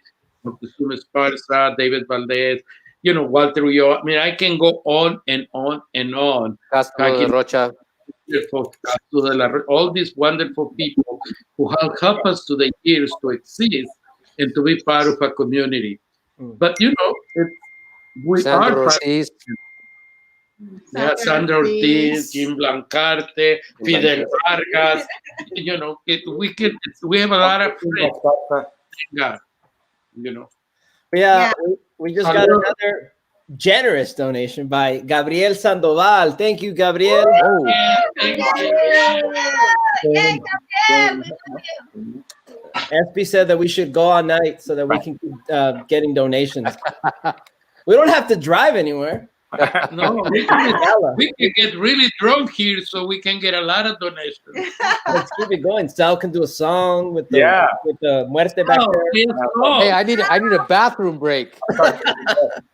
When sound sings, you can go to the bathroom. Sal, Sal, get your guitar. Oh my God. Yeah. Jose Luis, as we wait for Jeff to come back and Sal to get his guitar. Jose Luis and Evelina, what's your favorite space in the building? Theater 3. Theater 3. Both, yeah, Theater 3. Lucy, you said the office, right? I love our little turquoise office that I haven't seen in over a year. The LTC I office. love it. Yeah, we have our own little office that's next to Jose Luis's. Yay, Carla Corona! Yay! We have our little office that is next to Jose Luis's. It's a company office. And so Lucy and I have, made it our project to like make that office look good. So, it was painted. Look, it's on you, Sal. It's on you, baby. Sal wants a SAG contract right now. Sal, get your guitar. We'll sing it together, compadre. It will be a delay, but we can This is sing. going to be a disaster. No. Let's leave on a high note. really Jeff cool. and I won't I sing. know. It was really cool. Compadre, what would be a disaster? There is no such thing as disasters right now. The disaster is the I'm coronavirus. a disaster. Look. No, it was really cool during the encuentro. Ivan and myself, I don't know what happened. We were hanging out in the lobby, and we heard that the adults were having a party at Jose Luis and Evelina's loft, and we went, and it was like all like the veteranos of teatro there, and it was amazing. It was me and Ivan, I think, that went. Danny Valdez was there. It was amazing. Everybody was just tuning in, and we were just like, it's like, man, this is a party. Like, we thought we were in a party. This is where it was at. It was like they went around singing songs and the story. It was like a reflection of what was going on in the lobby or at the end of a play within the lobby. When you've been in there and you've seen everybody come out from a play, and that's what it felt like. So that was really cool. Yeah. It was funny. The one time we had a party, and then I guess they called the cops. It was when you had the loft over there, Jose Luis, and you entered the door, and the cop looks at you like, Like you're an old man. What, I thought this was a young people's party. That's 20 years ago. No. They still look at me like an old man. Okay, Cristina Anguiano says it's a beautiful company. I wish I would have known about it when I was a young adult. So grateful that we were able to have our kids experience it and to see our beautiful culture. Thank you. Thank you, Cristina. Okay, so Sal Jet say he's giving $100 If you sing a if song. you sing a song. Ooh. Ya And like está I said, pedo, Jeff, Ya está pedo. We actually, Hey, we got 4 donations in. Uh-oh. We got I'm empty. Stephanie Lopez. Stephanie. No, tequila, I guess. we need to get another tequila glass We because ran out of liquor. We're going to replenish here. Hang We on. got Hang 4 on 1 second. donations. Sal, where's your guitar, honey? Oh my God. Mijo, Sal. Text Germany to bring it to you. Text Germany to bring it to you. Sal, go on. We'll wait. We're just gonna stay live. Facebook's gonna like. Okay. Oh, Sal, who left? Sal. Sal went to get his guitar. Oh, Sal, Sal. get his guitar because he's going to sing. Oh, awesome. I think You know what? He's going to donate $100 if Sal sings. yeah, we're waiting for others to get their I have some. Let me see if I can pop up some photos. $1,000 if Jeff sings a full song. Jeff. Jeff and me are gonna sing. Okay, Sal, play Charlena. Oh, Charlena. Oh, Charlena. Big brown eyes, long brown hair. Charlena. Charlena, don't you know I care? Oh, Sal, Thank all you. right, here we go. man. Let's give a shout out to these Side, people. guys. It's No, hold on. Before you sing, Sal, shout out to Stephanie Lopez. Woo! Stephanie, thank you. Carla Corona Carla. Ah, Hey, Carla. and Esperanza America. Esperanza, pícate la panza. oh my God. She gave a donation. She said, "Here's a donation to make this stop." I'm kidding. I'm kidding. Yeah, I have to give that's more. where we are. Give a donation to Jayad doesn't want me to sing, Sal. It's up to you. Oh yeah. Yay. Yeah, go ahead, Jet. Oh No, no. Jayad said you, not me. She said, "I just want to see you guys drink more." Okay. Come on, I wore a bow tie for this. Hey, take it easy on the pomegranate. No, I noticed that. Very nice. Very nice. Okay, it's my compadre. Yeah. What are you saying, Sal? What are you saying, Sal? We'll sing our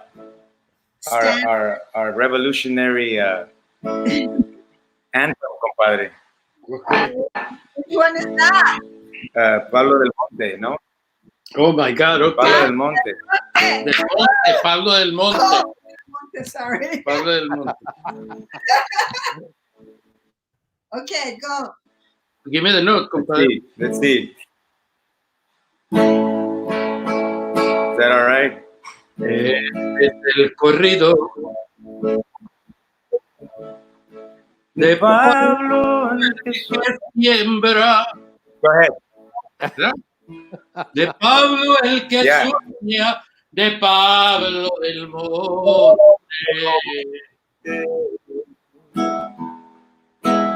Este es Este es el corrido el conmigo de Pablo el que sufre. Por eso con cruces escribe su nombre. Padre Murieron peleando en la raya, entre la metralla de los veteranos.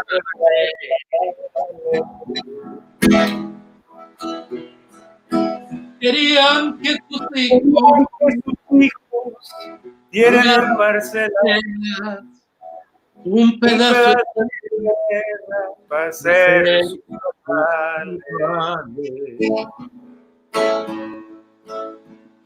Los años pasaron y Pablo del Monte hoy no tiene dónde vivir ni sembrar. Con aún te damos la yunta y la siembra, el agua y la tierra y también el cacao.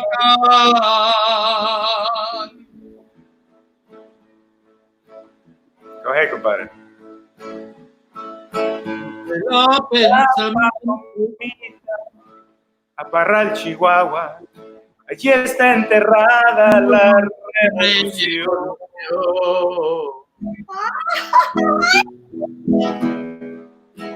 Dile a Pancho Villa que Pablo del Monte aún tiene descanso. descanso, aún tiene un patrón.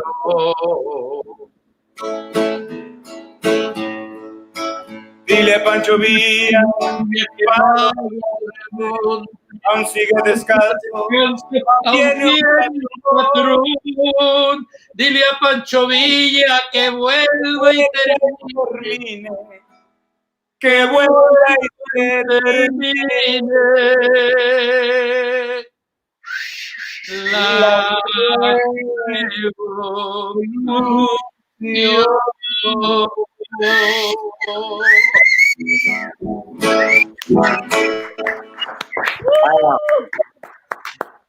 Yes. You know, it's the delay. What can we do? What can I do? What it is. It's what it Okay, is. Chad, Javi, wait. Javi, something for us to work on the next time. How to sync that up. Yeah, I think it's just a It really does sound like a drunken teatro party. Thank you, yeah. All right, Jay, thank you. Ed, I haven't seen it come in. Just kidding.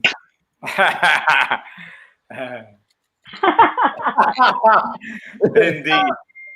So Indeed. for those of you that don't know, that's also part of it and who we are, you know, Mexican culture, Mexican music, singing together. It's a very traditional teatro experience, right? Yeah. That's what life is about. That's what theater is about. That's what being created is about.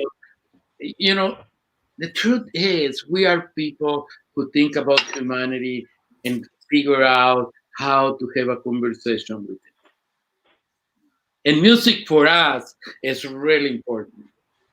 We feel like music connects us in the core. Like my favorite instrument is a cello. Mm. You know what's his name? Simeon Kolibak. Yeah. Or beautiful cello player. But he explained to me that cello is the closest instrument to the sound of the human voice. It's why people like cello, The human voice, yeah. the human voice. Man, it's gonna be a good night tonight, man. I'm gonna sleep good. I'm feeling it. She's gonna be tomorrow going like, why didn't you let me sleep? Drink so much. Let's watch this. Give me permission. Every time I have a cruda, I blame it on him. Hey, even when my wife doesn't have a cruda, she blames it on me. Because I know she's right, Sal. Now, or Lucy, I think that's what we couldn't hear you. What is the best piece of advice you've received? You know, I think it's you persevere. You just find a way.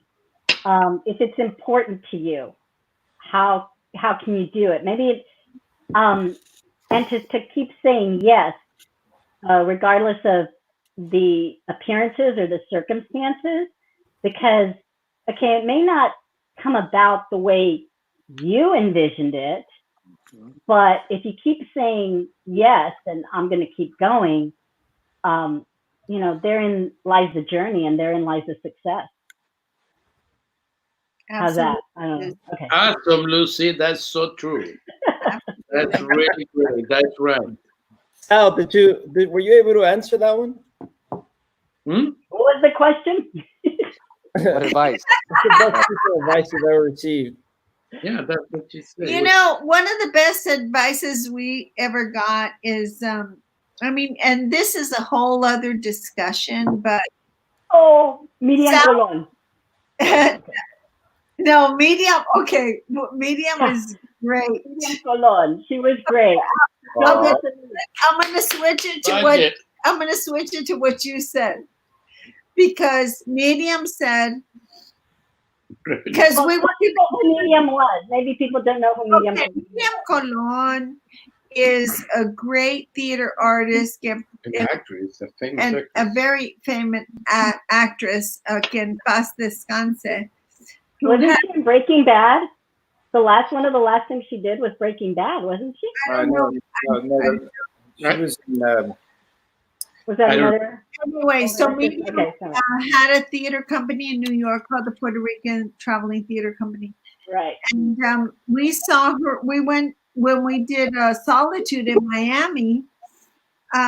She was there, and so we were able to have drinks with her in the lobby of the hotel we were staying, which was called the Blue Chateau. yeah, the Blue Chateau. It was like a funky hotel. Funky 6 motel with a very sophisticated name. Only in Miami. But we were in Coral Gables. But we were in the lobby drinking with her. She liked to party, you know, it was so cool. And then so we told her that we were getting this theater, you know, the LATC. And then she goes, okay, figure out how the theater is going to make money for you.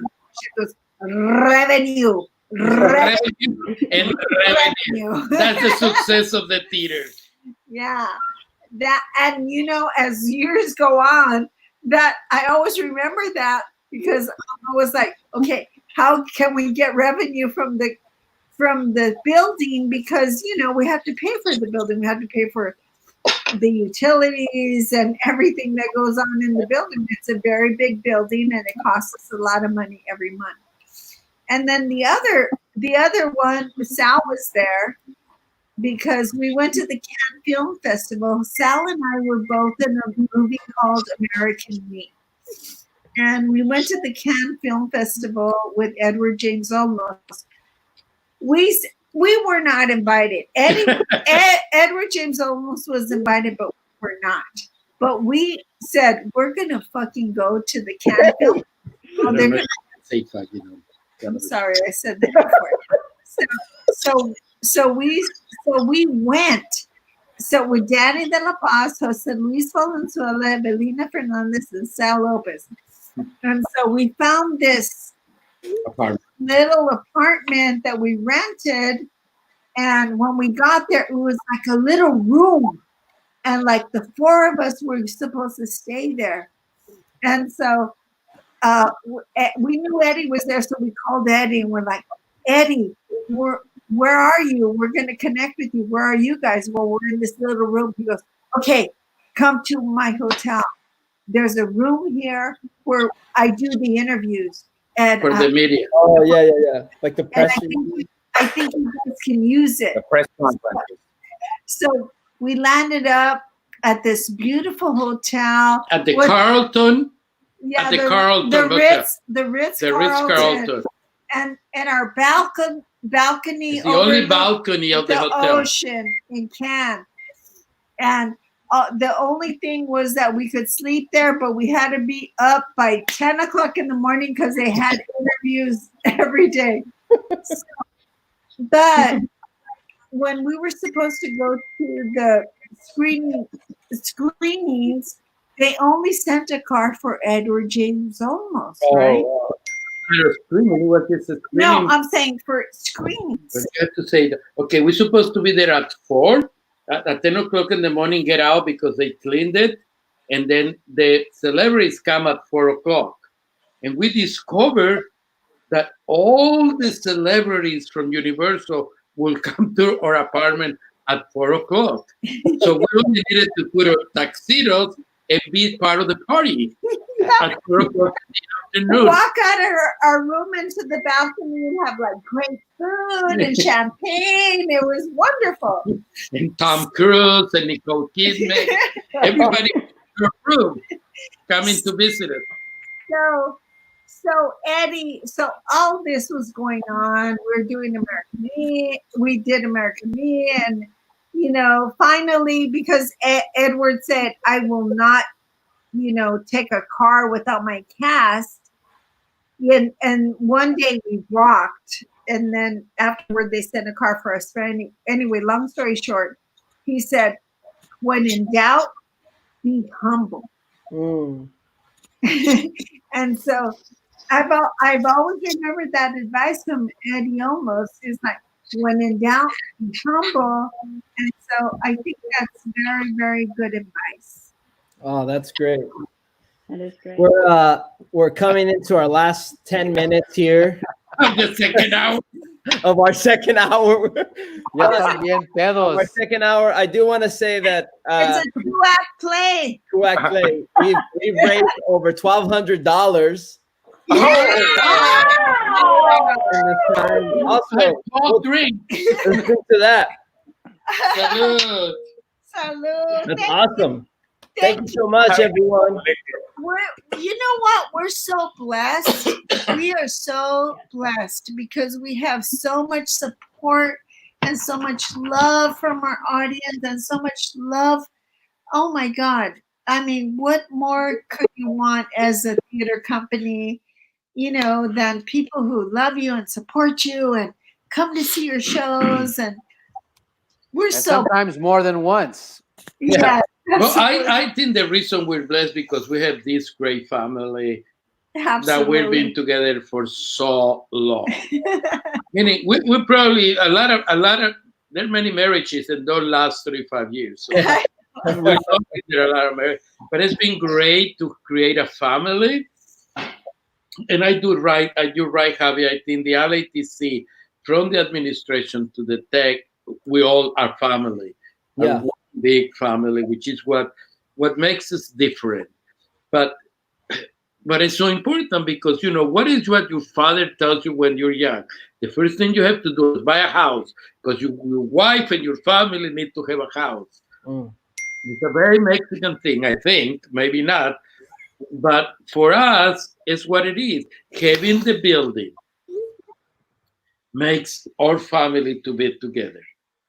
It put us together in one place. I think it's so important, even though it's so challenging because it's so expensive to have that building. Do we need it? No, we can do our work in a garage. Right.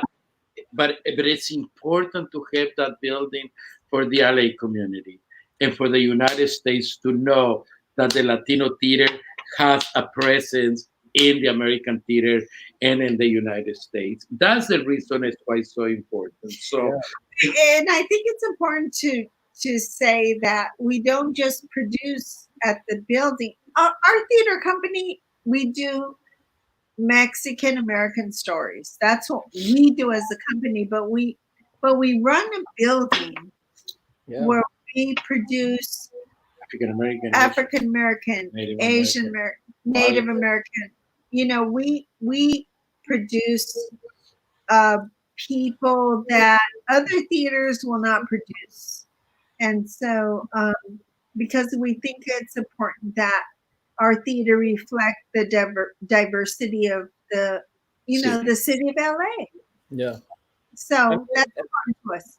Right. That's something that people might not know is that there's a company and then there's also alongside you producing your own works on the other side, on our other stages, rehearsal rooms, even the other spaces, there's films, there's stuff you have to manage. There's like the educational projects that we have That's right.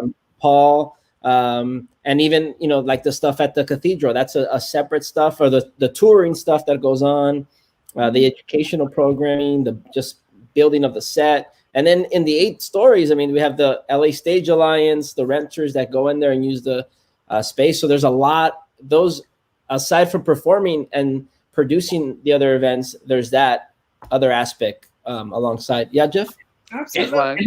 And at least I think it's important to tell everybody that everybody is welcome and they can become a part of the family. It's many ways to become a part of the family of the Latino Theater Company.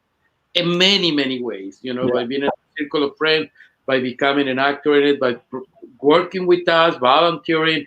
So please, please, please, please, feel free and I want you to feel welcome in the LATC, because it is an institution or a theater company that is for the city of Los Angeles.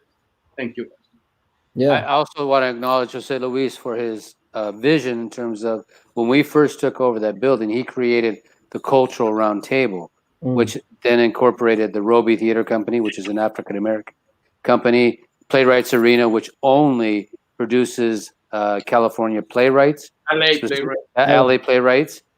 We had Chris, the American Dance Company, the American Dance Company, which actually did an amazing blessing dance of many different Native American tribes that came and did this amazing blessing that when we took over the theater. And then Chris Tashima and his company, which is no longer part of the Cultural Roundtable. But I really wish that had gone to full fruition in terms of the diversity that Jose Luis saw, that we are a reflection and a mirror of what this city is, so that when anyone of any culture comes to our space, they eventually will see themselves on stage, and that has happened. So that the Cultural Roundtable no longer exists, but there are still aspects of it that we still incorporate as our company.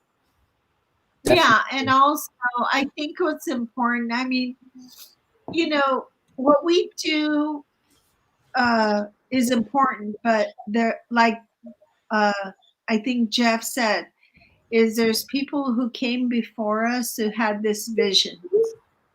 It's not an original vision, and those people are people like C. Bernard Jackson from the Inner City Cultural Center. Yes. And Bill Bushnell and Diane White from the original LATC and Alan Mandel.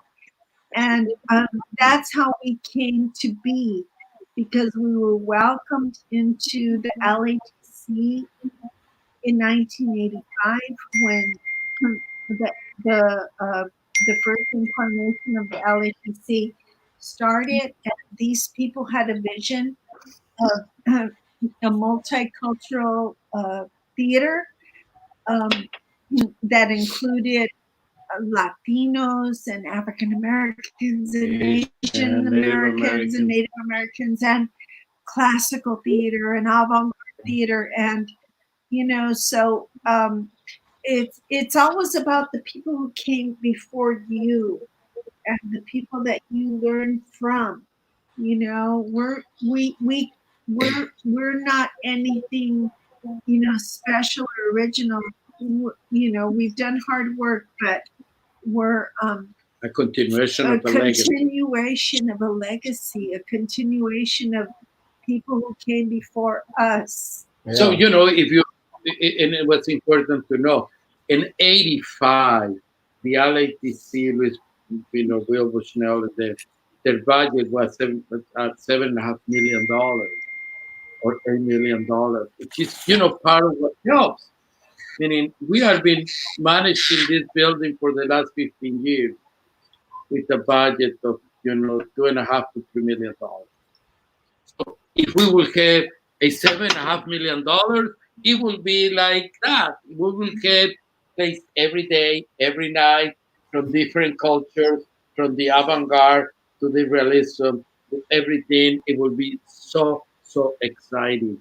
But unfortunately, because the leadership is Latino, we still, still second class, which I get it, and it's fine. We have to keep going and going. But honestly, and not to get controversial or anything, because Uh-oh. Oh, we don't have to do that because we do what we do. But honestly, if we were a theater company with leaders, with white leadership, and who did what we do, we would get a lot more recognition and probably a lot more funding, you know. But companies with leadership of color, you know, we hit a glass ceiling, you know, and it's unfortunate, but that's a reality that we live in. And Juliana! Dolores Leal. that's our 2 hours right okay, there. Javi, before we forget, there's one person we forgot to mention in our board acknowledgement, and that was Dennis Leone and his beautiful wife Deborah, who have been. So I want to also acknowledge Dan Baker, we forgot. Don Baker. Marcelo. Marcelo, we love all of you. Walter Ulloa, who's an amazing, you know, supporter. We have so many supporters. Armando Duron, my friend. Yeah, Armando, I love you. Armando. Meaning he was at the beginning of this journey. Love you, Armando. Thank you so much. It's been wonderful to have a drink with you all and have a conversation. A drink for 2 hours. A drink, right? Drink with you all. Thank you. We'll keep drinking. See you. Love everybody. Love you guys. Conversations with more of our artistic folks that you've seen on our stage, board members, our staff. So tune in. You can keep donating at the latc.org/donate. Thank you so much. Y salud. We love you. Love you. Peace. Fuck Trump.